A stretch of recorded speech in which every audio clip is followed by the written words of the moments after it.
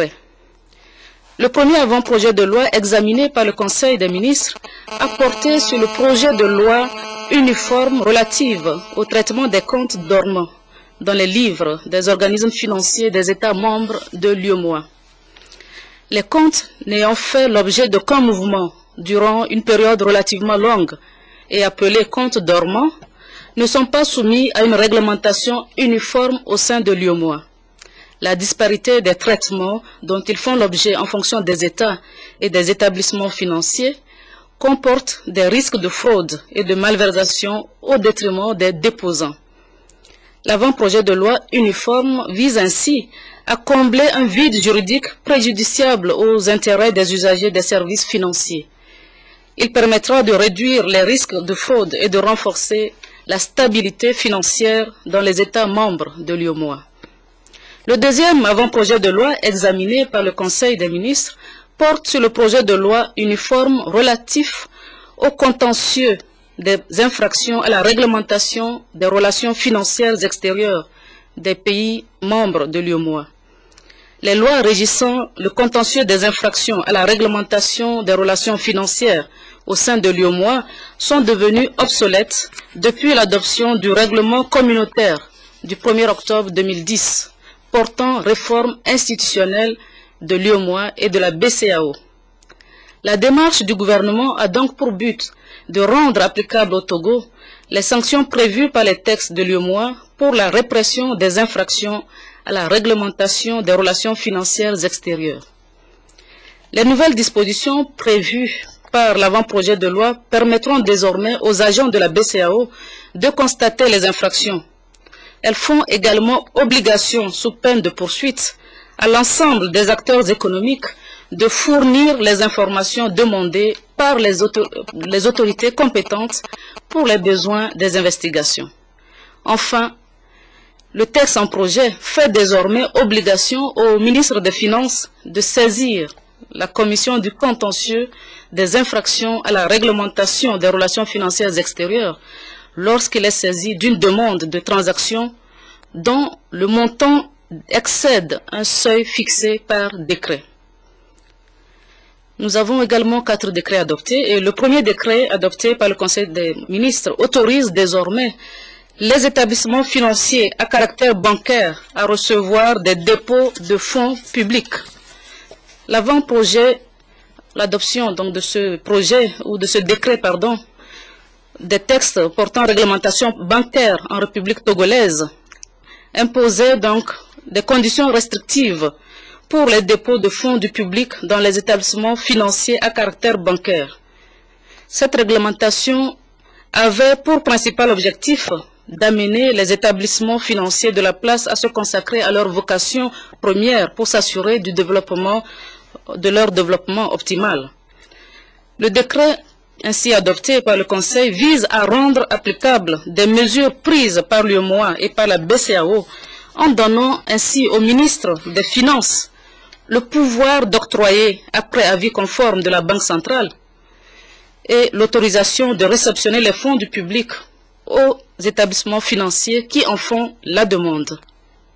Le deuxième décret adopté fixe les attributions, la composition et le fonctionnement de la commission du contentieux des infractions à la réglementation des relations financières extérieures au sein des pays membres de l'UEMOA.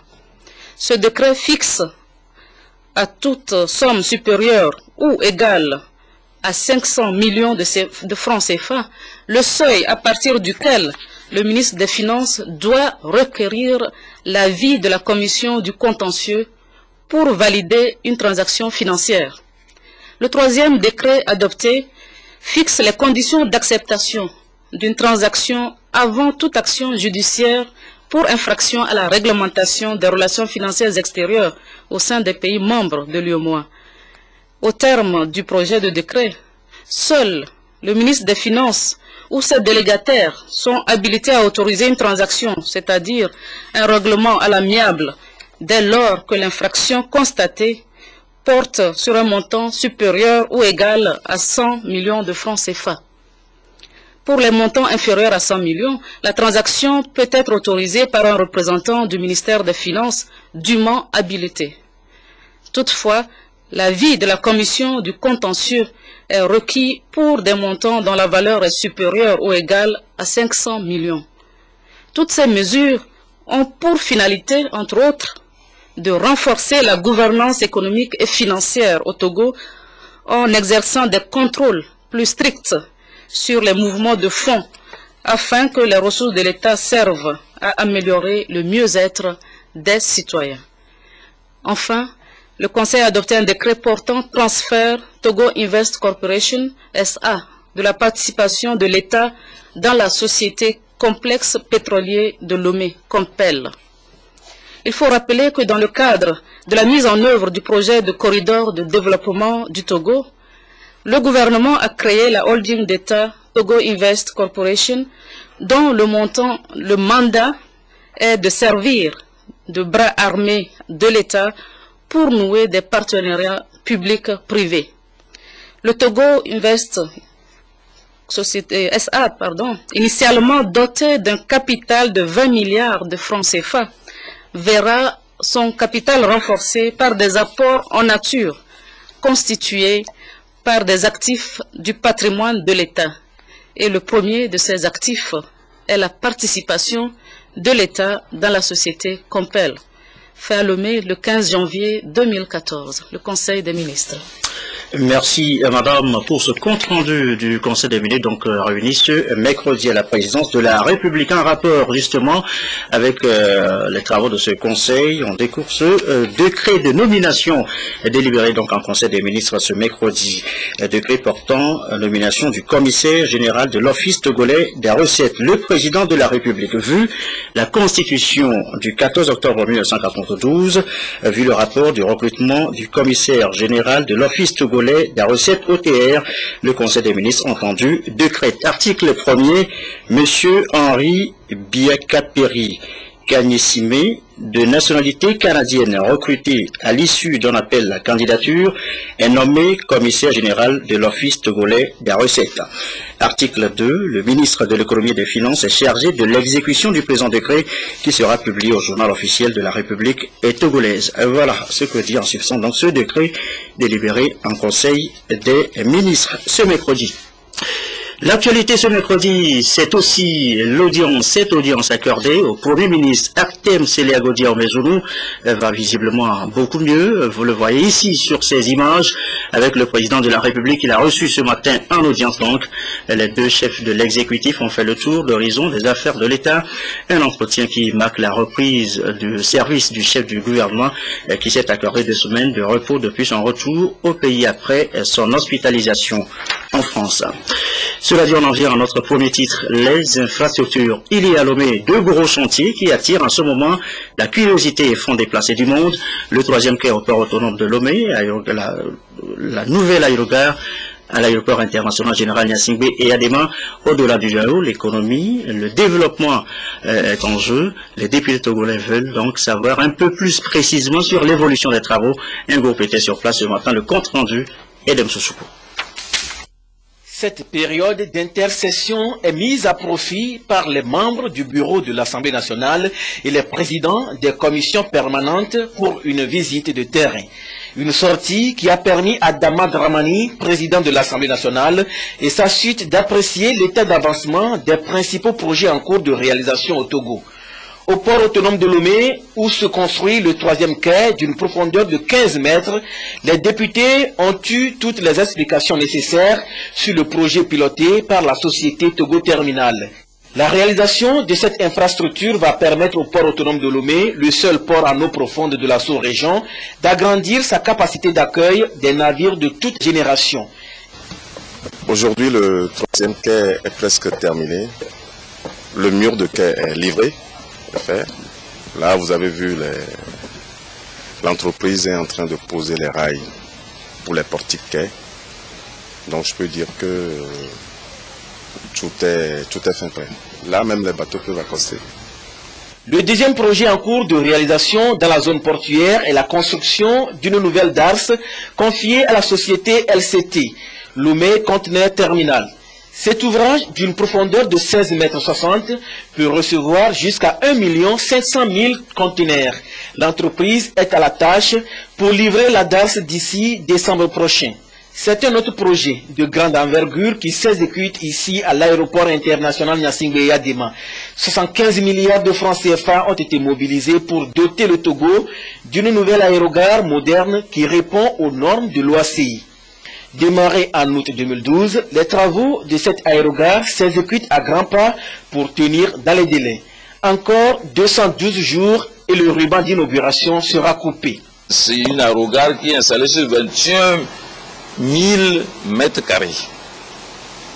Et en plus, nous avons le fait, au jour d'aujourd'hui, le fait ne traite qu'entre 10 000 12 000 tonnes. Nous passons à un fret, un garde de fret de 50 000 tonnes. Aujourd'hui, nous traitons 13 compagnies et il y a 4 en attente qui ont déjà postulé. Nous avons eu à rencontrer les compagnies, mais elles ne prient que vivement que ça finisse parce qu'elles seront vraiment à l'aise.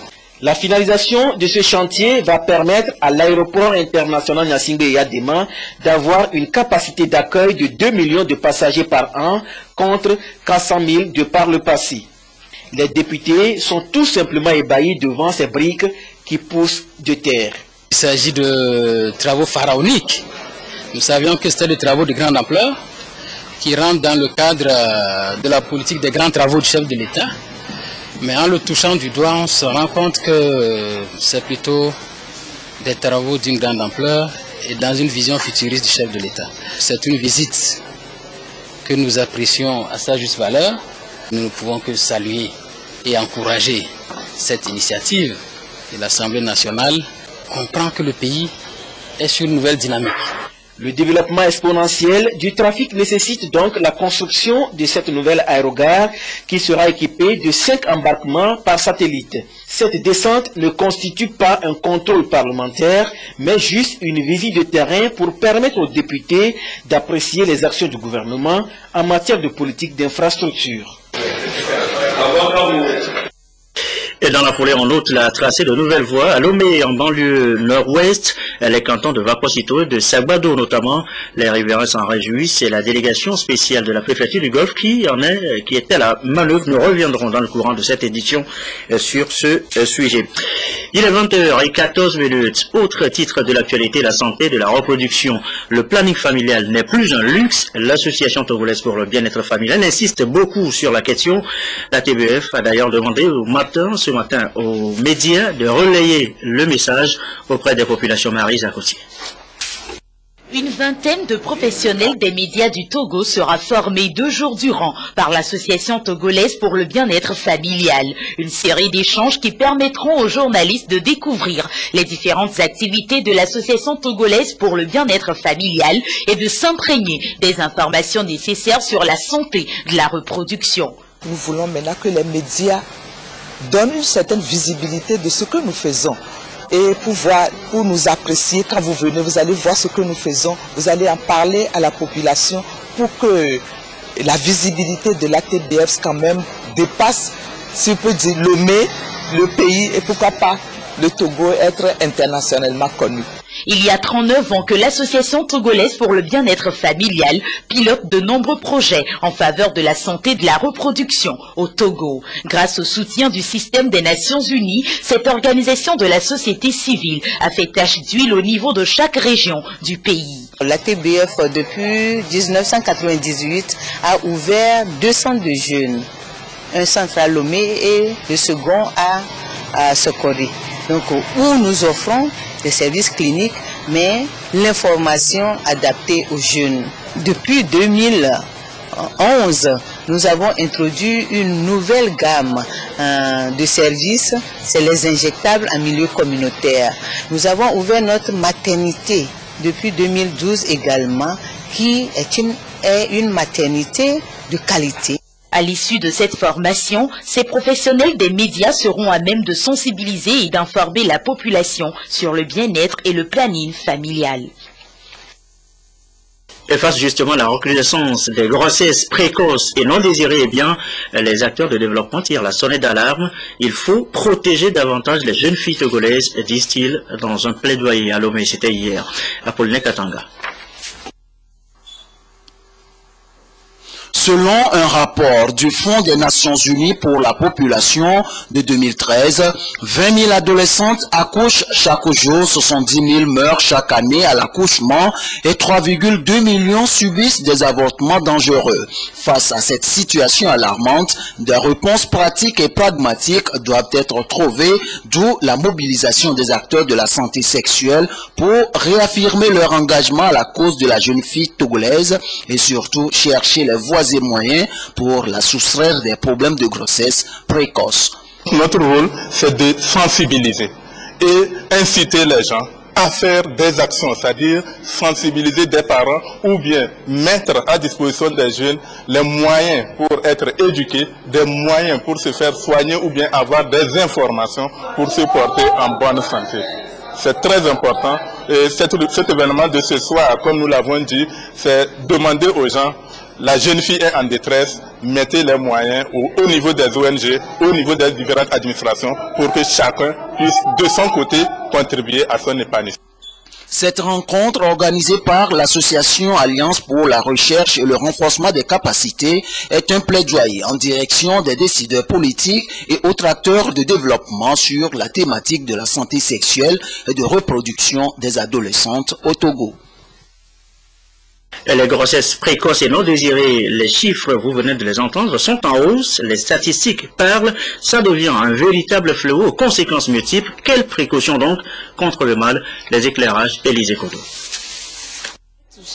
Quand je constate que mes petits frères et sœurs commencent très tôt la sexualité, chose que nous on n'a pas eu le temps de faire assez tôt, on l'a reporté à un certain âge donné, mais on remarque que de nos jours c'est un phénomène qui est d'actualité.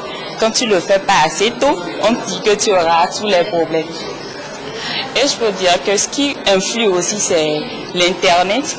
Si l'évolution du monde pousse les jeunes à s'adonner prématurément à l'acte sexuel, peu d'entre eux ont recours à une méthode de planning familial ou à des méthodes de contraception. D'après les résultats du dernier recensement général de la population et de l'habitat, 38% de la population togolaise est constituée d'adolescents et de jeunes de la tranche d'âge de 15 à 24 ans. Et parmi ces jeunes, 8% ont leur premier rapport sexuel à 15 ans et 38% à 18 ans. Une précocité due à plusieurs facteurs. On peut parler du problème de la pauvreté, on peut parler des problèmes d'exode rural, on peut parler également de la responsabilité mal assurée des parents, de la mauvaise éducation donnée par peut-être certains parents à leurs enfants. On peut parler de la déscolarisation des jeunes et avec le problème de promiscuité où on a la démographie galopante, où les jeunes se côtoient plus fréquemment avec des parents très loin, où il y a un laisser-aller des jeunes. Il y a la recherche du gain facile.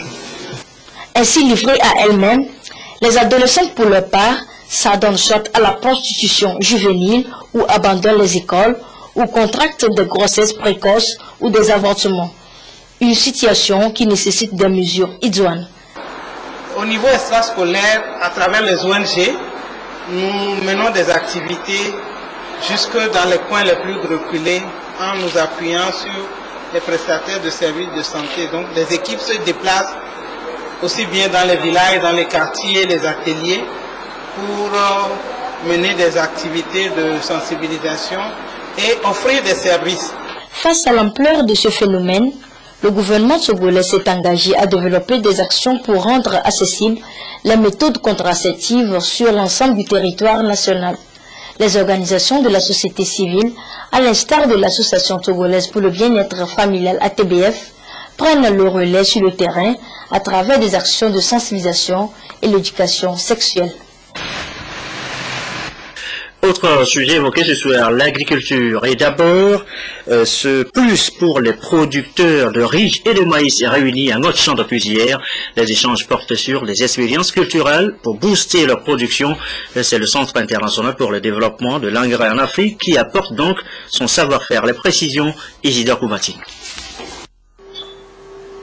Ce champ de maïs à Dalais, dans le Hao, a porté ses fruits malgré les perturbations saisonnières qu'ont connues les agriculteurs togolais. Idem pour ce champ de riz dans la même localité. Ce n'est pas du tout sorcier. Les producteurs ont juste mis en pratique les consignes des experts de l'IFDC, Centre international pour le développement de l'engrais en Afrique. Des techniques assez novatrices qui riment avec quantité et qualité. La compétitivité s'explique par l'adoption de nouvelles technologies. Aujourd'hui, les producteurs viennent encore de voir un exemple sur 3 et 4 traitements. On a remarqué que les résultats varient de 0,7 tonnes à l'hectare à 4,5 tonnes à l'hectare avec différents traitements. Si les producteurs adoptent le meilleur traitement qui leur amène aussi le meilleur coût de production pour le kilo de maïs, ils pourront mieux négocier leurs produits au marché. C'est le travail que le projet ToScale a fait au niveau de l'IFDC depuis 2006. Et ce travail a consisté essentiellement à inciter l'adoption des innovations au niveau des producteurs qui sont liés dans les chaînes de valeur pour la promotion de ces chaînes. Et il faut que leurs produits soient toujours achetés en premier lieu au marché avant tous les produits. Donc il faut qu'ils soient compétitifs. Grâce à l'accompagnement de l'IFDC, ces producteurs sont passés d'un rendement d'1,5 tonne à l'hectare à 4,5 tonnes sur la même superficie. Les produits sont également transformés. Avec notre chaîne de valeur, y compris les producteurs et les transformateurs. Donc avec eux, tu arrives à leur dire le produit que tu veux et ils te fournissent ces produits-là. Alors qu'au marché, tu vas acheter les produits qui ne sont pas de bonne qualité. Avec la coopérative, c'est le produit de bonne qualité qu'ils nous fournissent. Aujourd'hui, on nous rappelle à l'ordre d'adopter des techniques innovantes pour pouvoir mettre des produits compétitifs sur le marché. On investit et on a un bon rendement. Ça nous permet de vendre facilement nos produits sur le marché. Avec ces expériences positives qui garantissent un accroissement des récoltes, deux types d'impact sont certains. Le recul de la pauvreté au niveau des paysans et une meilleure contribution du sous-secteur céréalier à l'économie nationale. L'agriculture encore et la production de la banane plantain, nous l'annoncions également en titre. C'est une véritablement aujourd'hui encore les producteurs, certains déjà débordés par les commandes, d'autres espèrent tout simplement devenir de nouveaux riches. Et visite guidée dans les plantations de Wawa, de Boto dans le Yoto et dans les pas de l'ITRA, l'Institut technique de recherche agronomique. Et d'Ebsosoupo. Des plantations de bananes plantains à perte de vue et des récoltes en quantité quasi-industrielle. Ceci est désormais possible au Togo. Dans ce champ école à Boto, dans la préfecture de Yoto, près de 100 régimes de variétés Agbavé et Agbaton ont été récoltés sur une parcelle d'un demi-hectare, et ceci pour la 6e fois en 3 mois. Dieu merci, ce que nous avions commencé petitement nous nourrit aujourd'hui. Nous sommes tous contents de cette récolte, la 6e. Cet exploit a été possible grâce à l'expertise de l'Institut togolais de recherche agronomique ITRA. Une technologie novatrice appelée PIF, plante issue de fragments de tiges. Cette technique permet de multiplier les plants de bananes plantains par centaines, une pépinière que l'ITRA met ensuite à la disposition des producteurs. On a une technologie qui nous permet d'avoir, à partir d'un rejet traditionnel, avoir jusqu'à 15 à 20 plantules en l'espace de 3 mois. Et ça permet d'agrandir la superficie en un rien de temps. Aussitôt mise en place, la technologie fait déjà des émules et ce sont des hectares de plantations qui poussent comme des champignons. Sur le site Ave Maria de la préfecture de Wawa, les membres du groupement des Kawawa se félicitent du bon rendement. Avant, nous avions des champs de bananes plantains associés à d'autres cultures. Maintenant, on a opté pour le champ unique de bananes plantains et les résultats sont satisfaisants. À Agbadjanakin, dans la préfecture de Lavé, Aziaka Eya, productrice de bananes plantains, croule sous le poids des multiples commandes qu'elle reçoit. Avec les clients, je ne dors plus. Ils se bousculent à ma porte. J'ai plusieurs commandes actuellement. À Zafi, dans la préfecture de Yoto, le pasteur Kaïsebou et Baloviama se partagent une parcelle de plus d'1 hectare. Au vu de la croissance des plants, ils caressent déjà l'espoir de devenir millionnaires.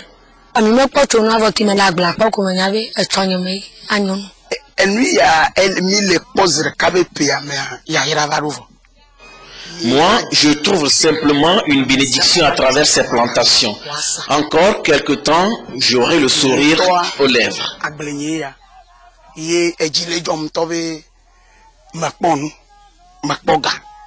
Et c'est bien possible, car les plantains récoltés sont vendus sur place ou carrément transformés.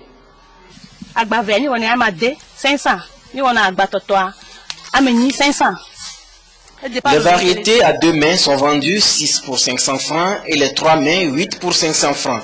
Une activité qui nourrit son nom. Selon l'Institut togolais de recherche agronomique ITRA, la banane plantain réussit mieux dans les zones agroécologiques humides, notamment dans les régions maritimes, des plateaux et dans les bassins fluviaux. Un monde politique à l'étranger, la situation, ou plus exactement la défection en cascade au sein du parti présidentiel au Burkina Faso, ça fait jaser dans la sous-région. Vous le savez, le président Compaoré est au cœur de beaucoup de dossiers. Alors, ce qui se passe là-bas intéresse tout le monde et ça parle évidemment. Écoutez un peu. Sur cette tribune, les membres fondateurs du Congrès pour la démocratie et le progrès, le parti au pouvoir au Burkina Faso. La semaine dernière, ils ont presque tous démissionné. 75 dirigeants ont claqué la porte. Ils protestent contre ce qu'ils appellent les manœuvres du président Compaoré pour réviser la Constitution et se représenter. Les démissionnaires font des émules. Une centaine de représentants du parti en province ont suivi ces derniers jours. La plateforme initiale sur laquelle nous avons bâti le CDP a été trahie. Et nous sommes en devoir de rappeler les gens.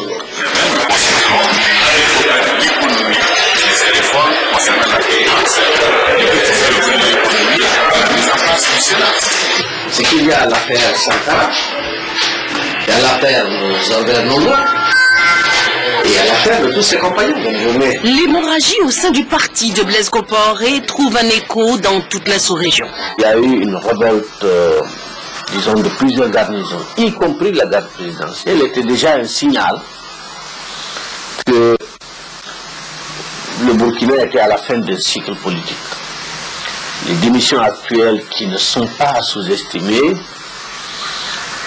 constituent un deuxième signal fort. Je suis pour qu'on sorte de cette logique de ces hommes qui se croient providentiels, qui pensent qu'une fois qu'ils auront quitté le pouvoir, que la République s'écoulera. La presse à Conakry analyse donc très finement les échanges politiques à Ouagadougou. Il faut dire que l'ancien putschiste guinéen Dadis Camara y vit en exil. Il a quitté le pouvoir après une médiation burkinabé.